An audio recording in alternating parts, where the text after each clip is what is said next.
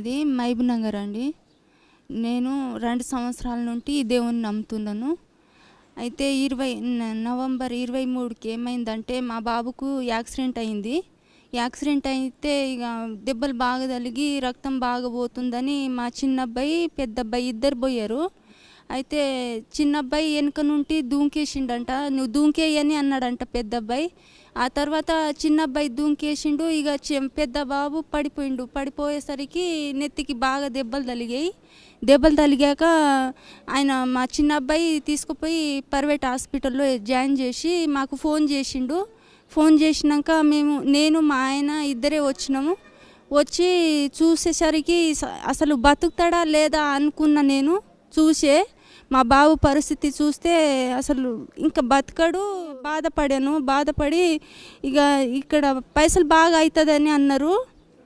ఆ డాక్టర్ బాగా పైసలు అవుతాయని అనేసరికి ఇక నేను ఇంత పైసలు పెట్టలేను, నా బాబుకు నేను బతికించుకోగలలేను అని అప్పుడు పాస్టర్ గారు గుర్తొచ్చారు.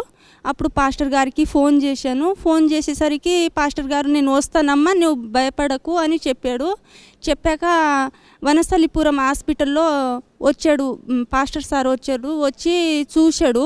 చూసి ఏదో ఆయిల్ తెచ్చాడు. ఆయిల్ తెచ్చి ఏం కాదమ్మా అని ప్రార్థన చేసిండు. నూనె పెట్టినాక ఇక నువ్వేం బాధపడకమ్మా, ఏం బాధపడకండి అని ఒక గంట సేపు కూర్చున్నాడు. మాతోని కూర్చొని ప్రార్థన చేసి వచ్చేసినాక ఆ డాక్టర్ ఏమంటున్నాడంటే ఇంకా నువ్వు ఈ నైట్ ఇక్కడే ఉంటే ఇంకా 10,000 కట్టాలమ్మా తెల్లారి అనేసరికి నాకు భయం వేసింది.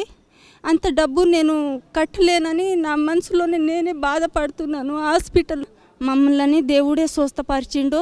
నా కొడుకుని మళ్ళీ దేవుడే నాకు మళ్ళీ కొత్తగా పుట్టించిండు అయ్యా. అందుకని నేను ఈ సాక్ష్యం చెప్తున్నాను. నా పేరు పవన్, నేను డిగ్రీ సెకండ్ చదివాను. యాక్సిడెంట్ నాకే అయింది.